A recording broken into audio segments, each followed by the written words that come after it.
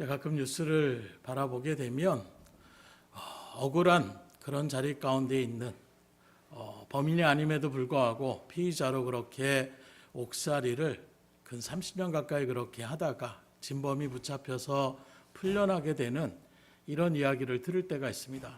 그 세월이 너무나도 억울했을 거예요. 그래서 나라의 손해배상을 또 그렇게 구상권을 청구했는데 그 재판을 또 하는 일들 가운데에 번약해진 그 몸이 또 생을 마감하게 되는 이런 소식을 접할 때에 참 억울한 인생이다. 좀 뭐가 될 만했는데 또 그 일들 가운데 누리지 못하고 고생만 그렇게 하다가 억울한 생을 당하게 되는 그런 소식을 접할 때에 안타까운 마음이 들 수밖에 없을 것 같아요.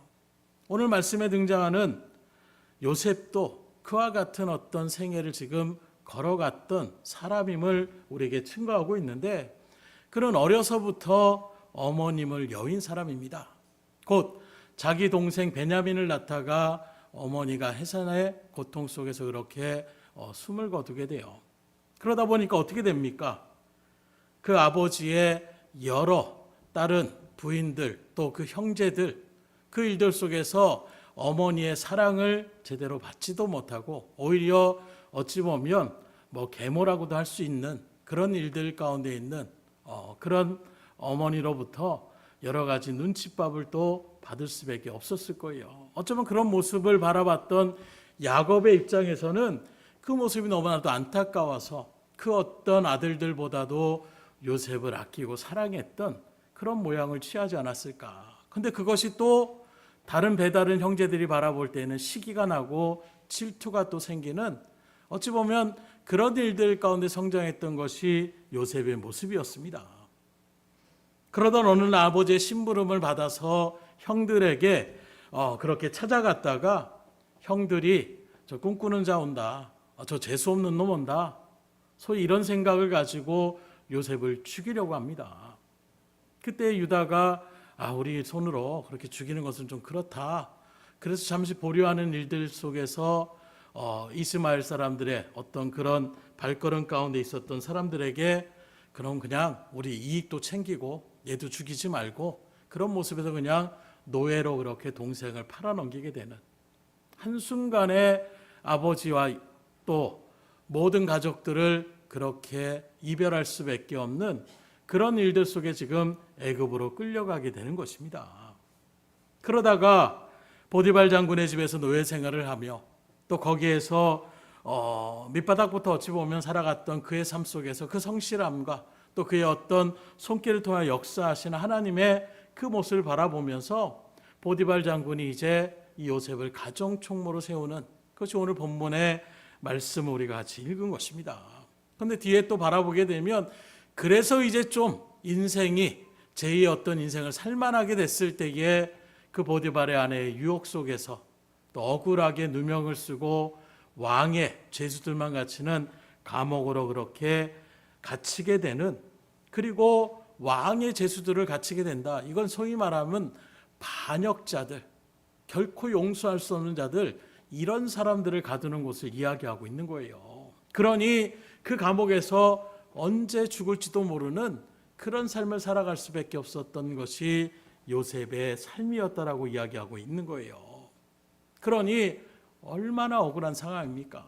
요셉이 크게 잘못한 것이 무엇이 있습니까?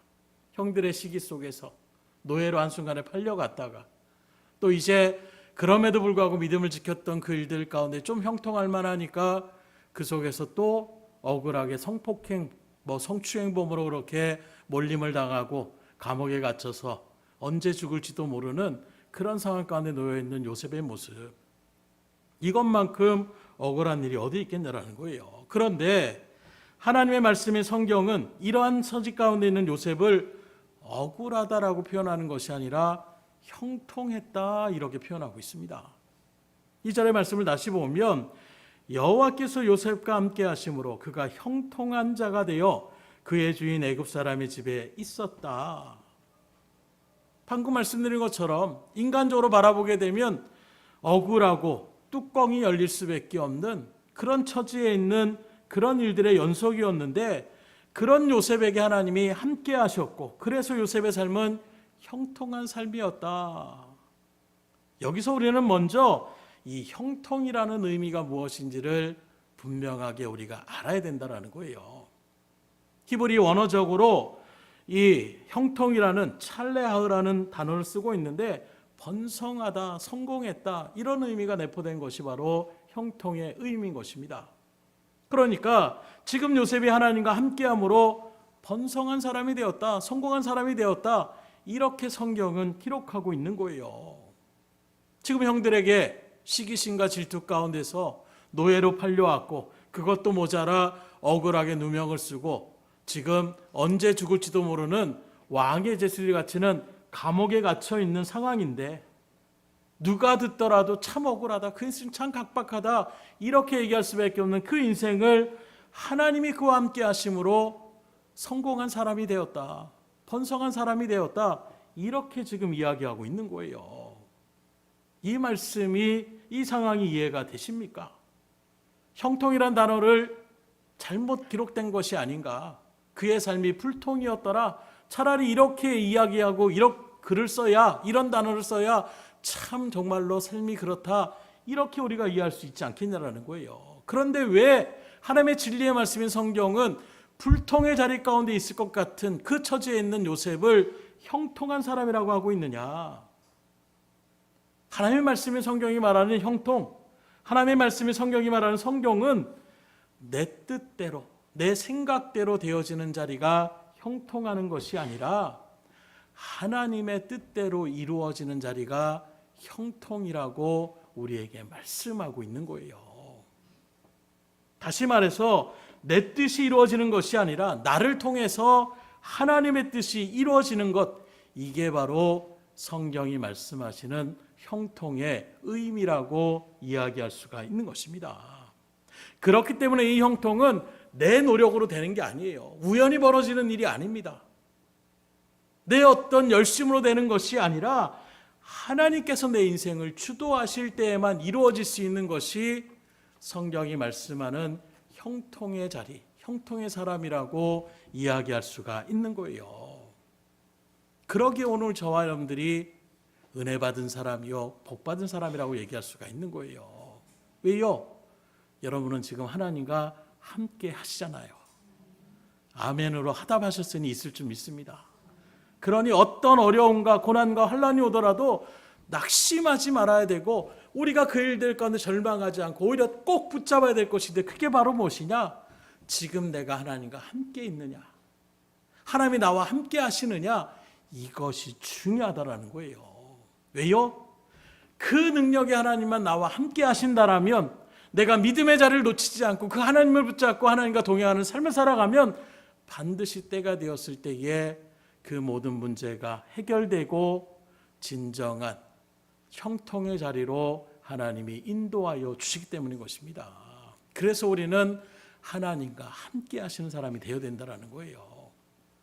그렇다면 좀 더 구체적으로 왜 하나님과 함께하면 형통한 자가 될 수 있는가, 몇 가지를 이 시간 나누고자 하는데, 여러분들 그 말씀을 잘 심령 가운데 새기셔서 하나님을 꼭 붙잡고 하나님과 늘 동행하며 나아가시는 믿음의 자리 가운데 설 수 있기를 주님으로 축복합니다. 그래서 첫째로, 하나님이 함께하면 하나님이 우리 인생길을 인도하시기 때문에 형통한 자가 된다. 우리 하나님은 우리의 인생을 인도하시고 이끄시는 분이신데, 그 하나님은 세밀하시고 정확하신 분이라는 거예요. 두리뭉실하게 야 내가 이렇게 이끌어왔잖아, 이게 아니라 네가 이렇게 했을 때 이렇게 했고, 네가 저렇게 했을 때 이런 상황 가운데서 내가 이렇게 했고, 하나님은 정확하게 세밀하게 그 일들을 이루어 가시는 분이라는 거예요.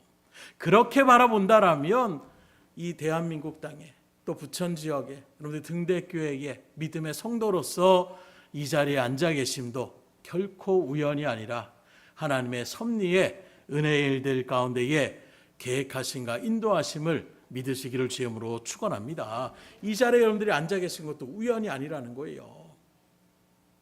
여기까지 오는데 뭐 그냥 평범하게 나오신 분들도 있고, 당연하게 오신 분들도 있겠지만, 또 어떤 분들은 갈등하다가 나오시는 분들도 있을지 모르겠어요. 그 모든 일들 가운데 여러분들이 이 자리에 이끄신 것이 결코 우연이 아니라 하나님의 계획 가운데에 우리를 인도하셨음을 이런 말씀을 통해서 우리가 다시금 깨달을 수가 있는 것입니다. 그래서 이 세상은 우연이라고 여기는 그 모든 일도 하나님의 진리의 말씀 가운데 비춰보면 우연이 아니라 하나님의 계획하심과 작정하심의 그 섭리의 역사로 온 우주 만물이 또 우리의 인생길이 걸어가고 있음을 분명하게 증거하는데, 오늘 1절을 보십시오. 요셉이 이끌려 애굽에 내려가매 바로의 신하 친위 대장 애굽 사람 보디발이 그를 그리로 데려간 이스마엘 사람의 손에서 요셉을 사니라.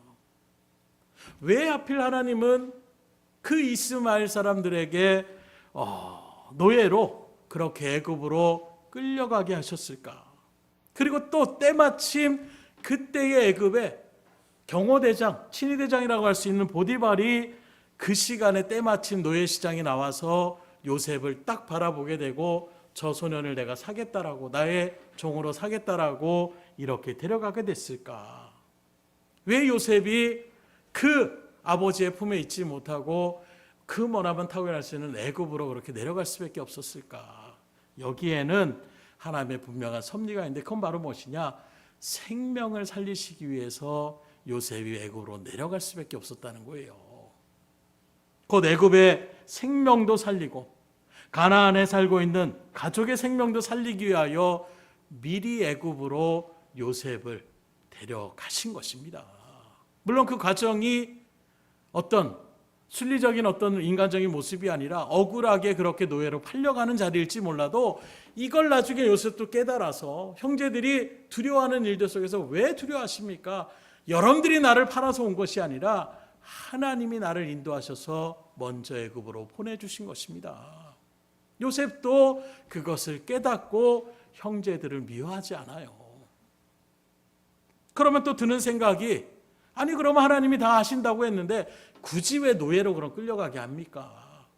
좀 그냥 평범하게 가게 하든가, 뭐 여행을 가다가 거기에 또 우연히 머물게 하든가, 다양한 방법이 있는데 왜 굳이 하나님은 소위 우리가 말하는 억울한 고난과 고생의 그런 일들의 역경 가운데에 애굽으로 그렇게 요셉을 굳이 데려갈 필요가 무엇입니까? 여기서 우리가 먼저 알아야 될 것은, 요셉이 당하는 이 고난은 그의 어떤 죄로 인하여 당하는 고난이 아니라는 거예요. 성경은 크게 우리가 잘못해서 저지르는 죄에 대한 어떤 하나님의 징계의 손길이 있고, 하나님께서 우리에게 시험과 연단을 통하여 우리의 믿음을 성숙해 주시게 하여 드리는 그런 훈련의 시간이 있다는 것을 분명하게 구분하고 있는데, 곧 지금 요셉이 당하는 것은 자기 어떤 잘못의 범죄로 인한 그런 대가를 치르는 징계의 자리가 아니라 하나님이 지금 요셉을 훈련시키기 위한 연단의 과정임을 이야기하고 있는 거예요. 이 부분을 군대를 다녀오신 분들은 아실 거예요. 군대 가면 훈련만큼 힘든 게 없습니다. 그냥 무조건 굴리려고 작정한 그런 자리가 훈련의 장소예요. 특별히 뭐 유격 훈련 받는다, 벌써부터 몇 달 전부터 막 먼저 고참들이 너희들이 죽었다 계속 막 겁을 주는 거예요.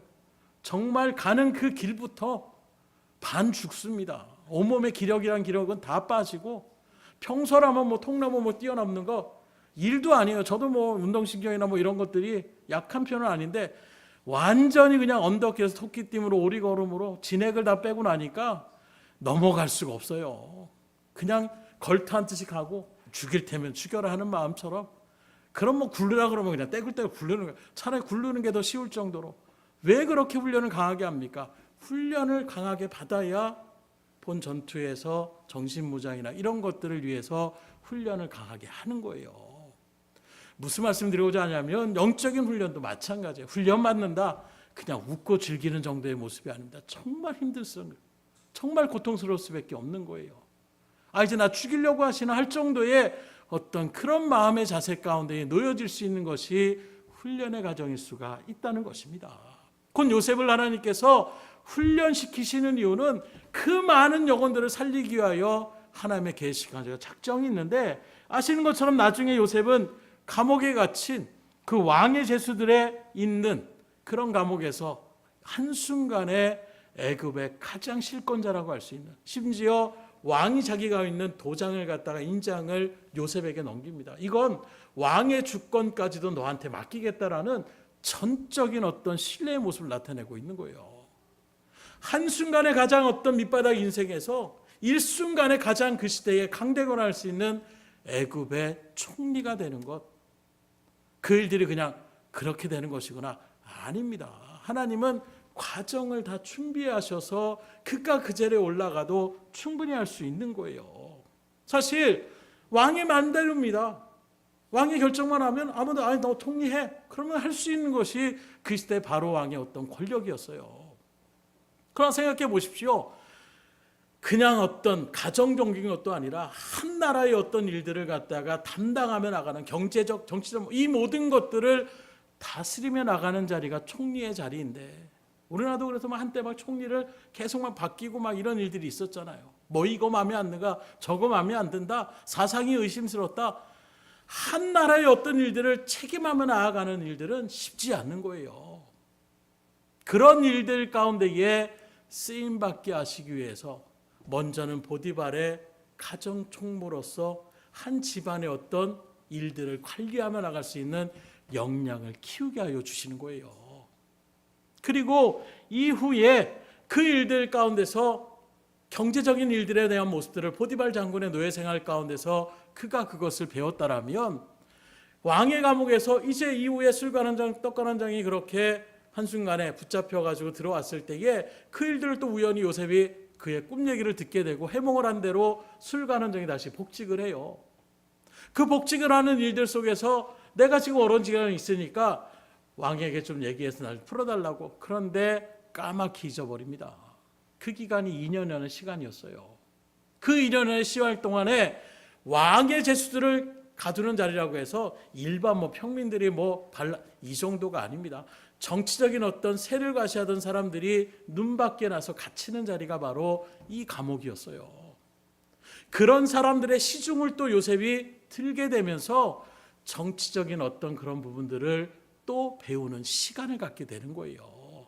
그래서 하나님은 우연히 그 길을 걸어가시는 것이야. 인간적으로 바라볼 때는 아이고 고생이다, 억울하게 또 누명 썼다 이게지만, 전체적인 맥락을 바라보게 되면 그 애굽의 총리의 자리에 한순간에 오른바 되어져도 거기서 당황하지 않고 그 나라의 전반적인 일들을 다 처리하며 나갈 수 있는 역량을 키워나가시는 거예요. 그냥 가나안에 있는 그 아버지 사랑하는 야곱의 품 가운데서 유목생활만 한다라고 한다면 한순간에 그런 일들을 어떻게 관리하며 나갈 수가 있겠어요.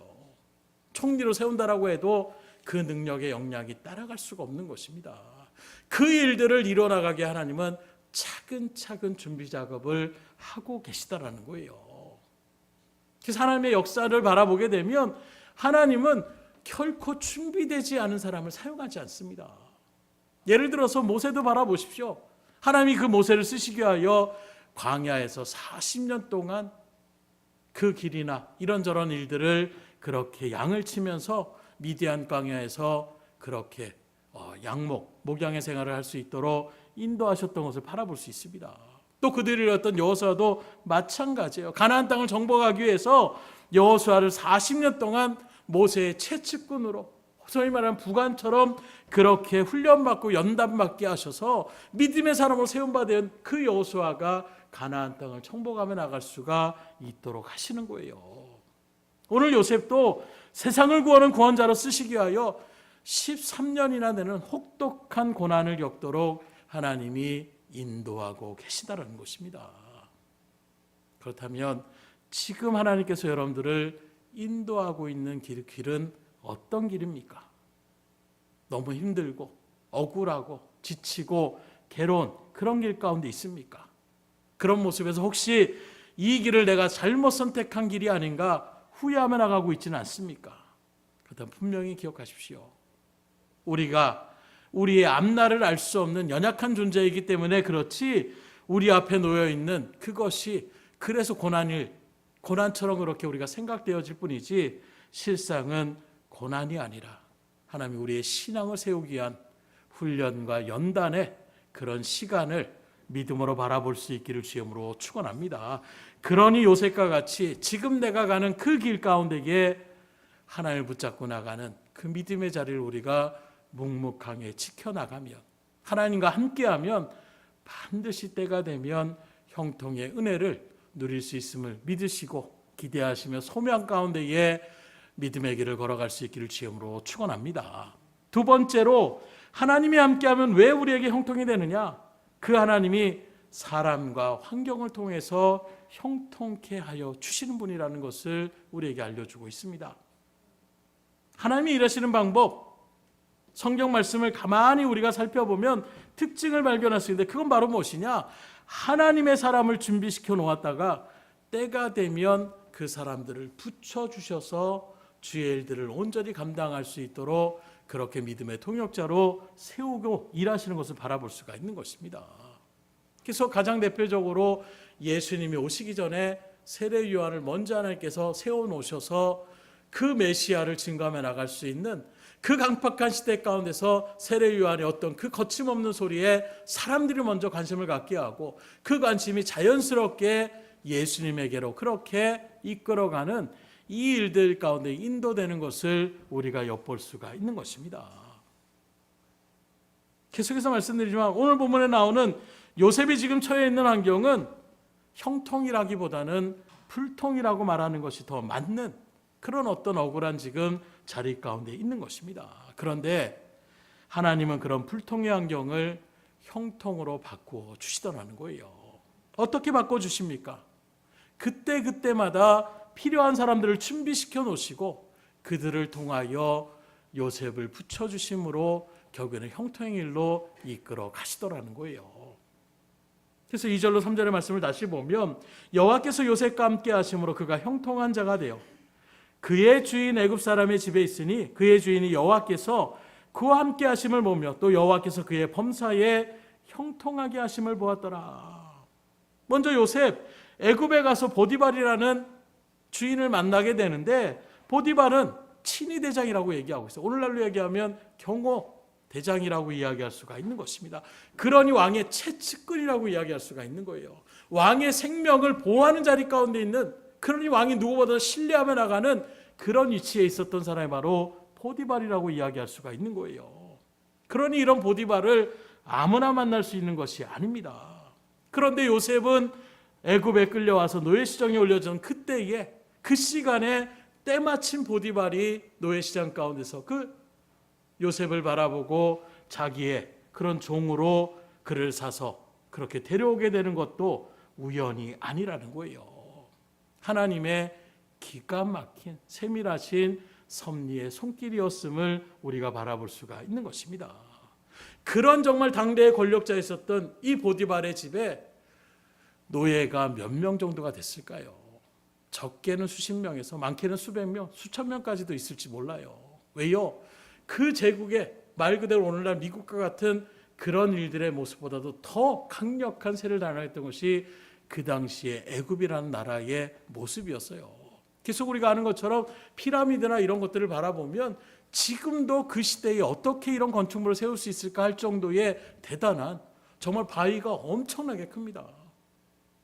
그 돌 하나하나를 사람의 힘으로 이걸 옮길 수 없는데 그 시대에 어떤 기술로 이걸 이렇게 높이 쌓을 수 있을까 할 정도의 그 많은 사람들을 동원하며 나갈 수 있는, 주변의 나라들을 충분히 다스리며 나아가는 이런 거대 제국에, 거기에 또 왕의 최측근이었던 사람들, 그런 보디발의 집에 수많은 노예들, 수많은 종들이 있었을 거예요. 그런데 그 주인의 눈에 요셉이 눈에 띄게 되는 것입니다. 이게 우연일 수가 없는 거예요. 오늘 말씀에 보면 그의 주인이 여호와께서 그와 함께 하심을 보며 또 여호와께서 그의 범사에 형통케 하심을 보았더라, 이렇게 얘기하고 있는데 한 번 눈에 떴다라고 이 결정이 날 수가 있을까요? 그 수많은 세월 가운데서 요셉이라는 청년이 자꾸 눈에 들어오도록 하나님이 인도하여 주시는 거예요. 쟤만 있으면 뭔가 일이 잘 풀린 것 같은데 처음에는 뭐 신경이나 섰겠습니까? 그냥 일 처리되는 거, 아니 뭐 딴 사람한테 맡기든가 이럴 수도 있는데 계속해서 보디발 장군의 눈에 요셉이 띄게 되는 거예요. 우연이 아니라 하나님의 손길의 역사가 있음을 믿으시기를 주님으로 축원합니다. 이게 하나님의 계획이에요.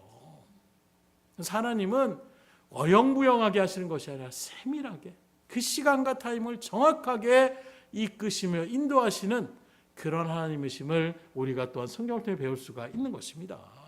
그래서 우리 하나님은 우리가 어느 자리에 있든지 충분히 일하실 수 있는 분이라는 거예요.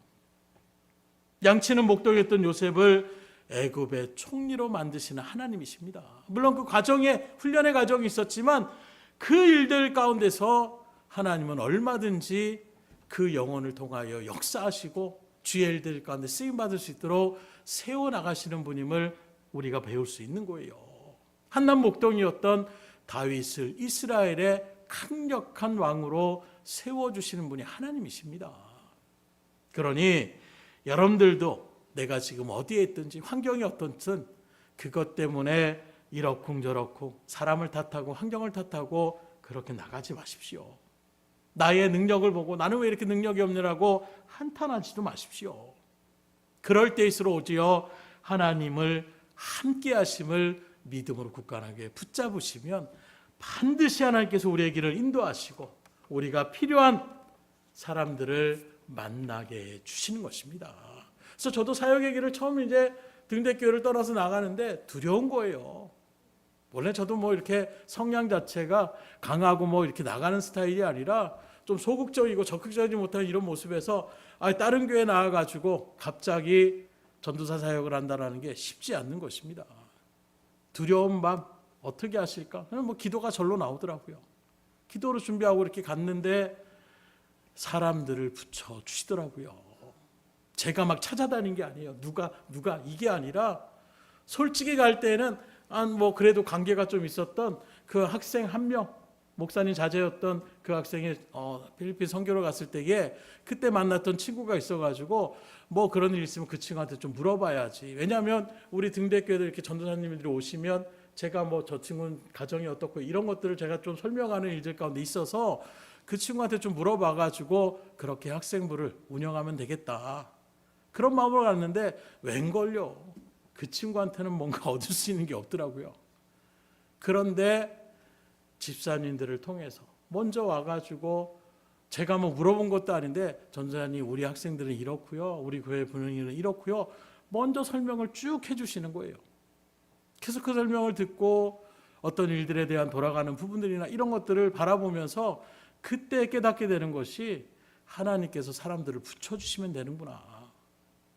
그냥 내가 능력에서 내가 이것도 하고 저것도 하고 다 해야 되는 줄 알았어요. 그렇지 않더라고요. 필요한 부분들, 제 부족한 부분들을 채워줄 수 있는 사람들을 붙여주시는 거예요.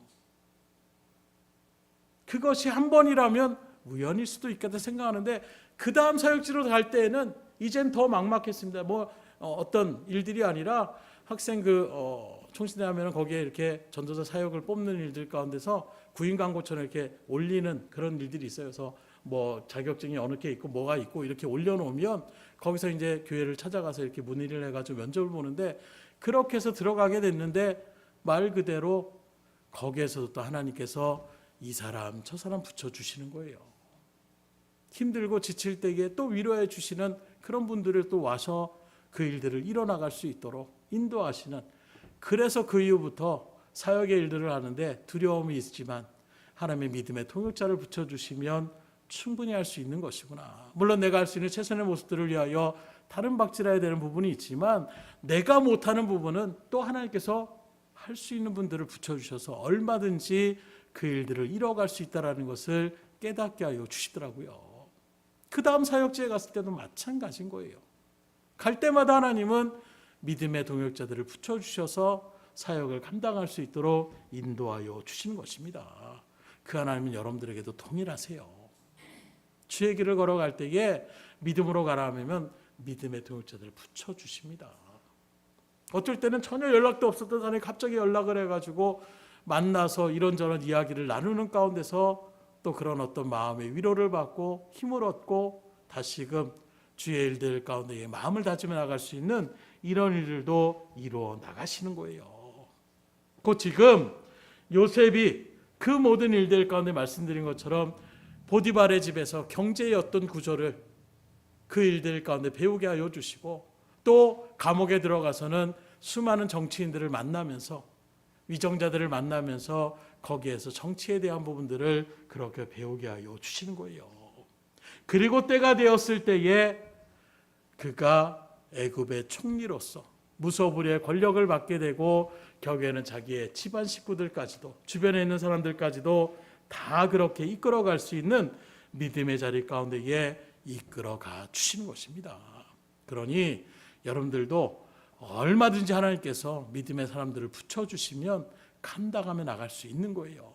지금 내 곁에 있는 그 사람이 누구인지, 그 믿음의 사람들을 통하여 또한 여러분들이 힘을 합하여 합력할 때에 놀라운 믿음의 역사가 일어날 수 있음이 하나님의 섭리의 손길임을 믿으시고 그렇게 교제하며 주님 앞에 영광 돌릴 수 있기를 주님으로 축원합니다. 마지막으로 하나님이 함께하면 하나님의 때를 기다릴 수 있기 때문에 형통하게 된다. 하나님이 함께하는 사람은 본인에게만 복이 있는 게 아니에요. 그 사람 때문에 주변 사람들까지도 복을 받게 되는 것을 바라볼 수가 있는데, 오늘 본문 4절 이하에 보면 요셉이 그의 주인에게 은혜를 입어 섬김에 그가 요셉을 가정총무로 삼고 자기의 소유를 다 그의 손에 위탁하니, 그가 요셉에게 자기의 집과 그의 모든 소유물을 주관하게 한 때부터 여호와께서 요셉을 위하여 그 애굽 사람의 집에 복을 내리심으로 여호와의 복이 그의 집과 밭에 있는 모든 소유에 미친지라. 여기 보니까 보디발이 하나님이 함께하는 그 요셉을 알아보게 되고, 그래서 그를 가정총무로 모든 것을 집안 임무를 위탁하며 가정총무로 세웠는데, 신기하게도 바로 그때부터 그 집과 보디발에게 복이 내려주셨다라고 이야기하고 있는 거예요. 그래서 성경 분명하게 말합니다. 이것이 누구 때문에 그 사람 집에 복이 내리느냐? 여호와께서 요셉을 위하여, 이렇게 표현하고 있어요. 믿음의 사람 가운데 있는, 하나님 앞에 쓰임받는 일들 가운데선 요셉이 있으니까 그 주변에 있는 사람들에게까지도 복과 은혜를 주시더라는 거예요. 그래서 하나님과 함께하는 사람은 축복의 통로가 되는 것입니다. 여러분들이 바로 그러한 사람으로 붙들림됨을 믿으시기를 주님으로 축원합니다. 우리 옆 사람한테 선포하겠습니다. 당신은 축복의 통로입니다. 통로처럼 안 보이세요? 여러분들은 축복의 통로가 되셔야 되는 거예요. 그럼 한번 생각해 보세요. 내가 지금 어떤 자리에 있든지 내 주변 사람 지금 잘 되고 있어요? 잘 안 되고 있어요? 쉽게 대답을 못 하시네요. 잘 안 되고 있다라면 내가 지금 하나님과 함께하는 삶을 살아가고 있는지 먼저 나를 점검해 보실 수 있으셔야 돼요. 왜요? 하나님과 함께하면 나를 통하여 내 주변 사람들에게도 축복의 일들의 역사들이 일어날수록 인도하여 주시는 그런 사람으로 이끌어 주실 수 있기 때문인 것입니다. 그런데 여기서 중요한 것이 있어요. 그게 바로 무엇이냐? 하나님의 때가 있다라는 것입니다.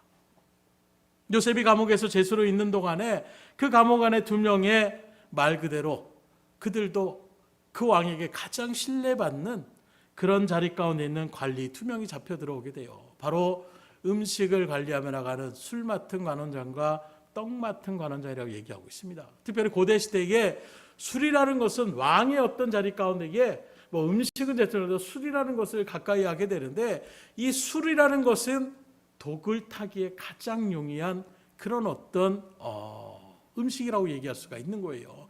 그래서 이 술을 맡는 관원장은 바로 무엇이냐? 누구보다도 왕이 신뢰하는 사람을 세우는 자리가 또한 술 맡은 사람이라고 이야기할 수가 있어요. 음식, 떡 맡은 관원들도 마찬가지입니다. 이런 일들 가운데 그들이 붙잡혀온 거 성경은 자세히 기록하고 있지 않지만 추측해 보건대 그날 뭐 왕이 뭐 이렇게 음식을 먹다가 복통을 일으켰거나 뭔가 몸에 이런 이상이 있으니까 한순간에 저것들 의심스럽다 해서 감옥에 그렇게 가둬놓지 않았을까. 어쨌든 그런 일들 가운데서 꿈을 꿨는데 두 사람의 꿈이 약간의 차이가 있는 거예요. 그 꿈을 갖다가 요셉이 들으면서 떡 맡은 관원장은 결국에는 죽을 것이라고 이야기를 하고, 술 맡은 관원장은 다시금 복직될 것임을 이야기하고 있습니다. 그런 요셉의 말처럼 떡 맡은 관원장은 그렇게 죽임을 당하게 되고, 술 맡은 관원장은 다시금 복직을 하게 돼요. 그때 요셉이 부탁을 합니다. 내가 지금 이런저런 일들 가운데 억울하게 갇혀 있으니까 나를 좀 이야기해서 풀려날 수 있도록 그렇게 좀 선처를 구해달라고. 아마 술 맡은 와중에 신기하게 여기면서 내가 그렇게 하겠지. 그런데 왕 앞에 딱 다시금 복직하자마자 요셉의 일을 까맣게 잊어버려요. 어떻게 그럴 수 있을까요? 아니 무슨 치매 환자도 아니고 얘기하고 들어갔을 때에 그 기억이 잊을 수 있는 기억입니까? 감옥에 우연히 갔는데 한 청년이 갔다 꿈을 갔다 희귀한 꿈을 꿔서 얘기했더니 그 꿈을 때가 풀이하는데 풀이하는 게 정확하게 맞춰지면 아마 평생 잊지 못할 거예요. 그런데 술 맡은 걸 까맣게 잊어버립니다. 어떻게 그럴 수 있을까? 하나님이 잊어버리게 하신 거예요. 하나님의 계획 속에서 아직 요셉이 애굽의 그 총리의 자리 가운데에 설 때가 아니었기 때문에 요셉의 어떤 생각으로 그렇게 부탁을 했지만 하나님의 계획과 요셉의 생각이 일치하지 않는 것입니다. 하나님이 막으시는 거예요. 그래서 그 1년의 기간 동안이 어쩌면 요셉에게도 가장 힘든 시기이지 않았을까. 하나님 앞에 하나님 내가 왜 이런 일들이 가운데 있는데 왜 이게 안 됩니까? 아마 하나님 앞에 수많은 어떤 하소연을 하진 않았을까. 그러나 말씀드린 것처럼 그 기간 가운데 그 2년의 기간 가운데에 수많은 그런 왕의 제수들을 만나게 되고 그런 일들 속에서 애굽의 어떤 정치의 일들을 충분히 요셉이 배울 수 있는 기간으로 하나님이 허락하여 주시는 거예요. 보다 또 어떤 애굽의 일들 가운데 바라보게 되면 13세 정도에 그때 붙잡혀있었다. 17세 정도에 붙잡혀있었던 요셉을 그 기간 가운데에 13년 정도 그렇게 고생을 하게 하신 것. 애굽의 어떤 고위 관리직에 올라가려면 최소 애굽의 어떤 그런 법률 가운데에 30세 이상이 되어지만 관리가 될 수 있는 이런 어떤 제도에 맞춰서 하나님이 그 기간을 채우셨다. 이렇게 또 보는 신학자들도 있는 거예요. 어찌됐든 간에 하나님은 그 모든 것들을 생각하시고 기다리게 하여 주시는 것입니다. 그리고 딱 때가 됐을 때에 애굽의 일들 가운데에 한순간에 총리의 자리로 그렇게 올라갔을 때에 총리가 흔들려 버리면 어떻게 해요? 국가 경제가 막 흔들릴 수 있는 거예요. 우리나라도 막 그래서 막 굉장히 힘들어하는 모습들이 있지 않습니까? 그래서 그런 자리 가운데 세움바 되었을 때에 일자 무식도 모르는 애굽의 어떤 문화도 모르는 이런 상태로 올라간다라면 그 일들이 오히려 더 버거울 수밖에 없는 거예요. 그러나 모든 것이 갖춰질 수 있는 그 기간을 하나님께서 혹독하게 훈련하시고 그리고 그 모든 것을 충분히 요셉이 할 수 있는 그 일들 가운데에 한순간에 국무총리가 되는 그리고 7년의 흉년과 7년의 풍년의 기간들을 적절하게 또 그 일들을 잘 감당함을 통하여 더욱더 신임을 받고 또 자기의 가족들까지도 또 주변에 있는 여타의 민족들까지도 그 흉년의 기간을 잘 살아갈 수 있도록 그렇게 인도하며 나갔던 그런 하나님의 사람으로 쓰임받을 수 있었음을 우리가 바라볼 수가 있는 것입니다. 그러니 지금 여러분들도 억울한 일이 있을 수 있어요. 또 혹독한 어떤 훈련의 기간 가운데에 놓여 있을 수도 있습니다. 왜 나는 이렇게 하는 일마다 안 되지? 왜 더 어려운 일들 가운데 있지? 난 충분히 하나님의 뜻대로 살아가는데 왜 그럴까? 그때 우리가 분명하게 중심을 잡을 것은 의심하는 자리가 아니라 하나님과 함께하는 자림을 더더욱 우리가 붙잡고 나가시기를 주임으로 축원합니다. 그럼 반드시 때가 되면 하나님께서 우리에게 친정으로 하나님의 영광을 환히 드러내며 갈 수 있는 믿음의 자리 가운데에 세워주신다는 거예요.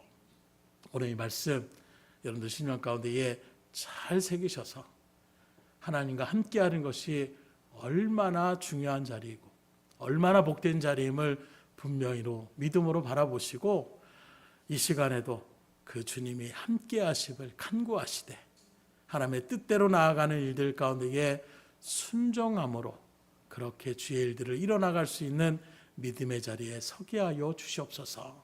주님 앞에 간절히 기도하며 나갈 수 있기를 주의 이름으로 축원합니다. 기도하겠습니다.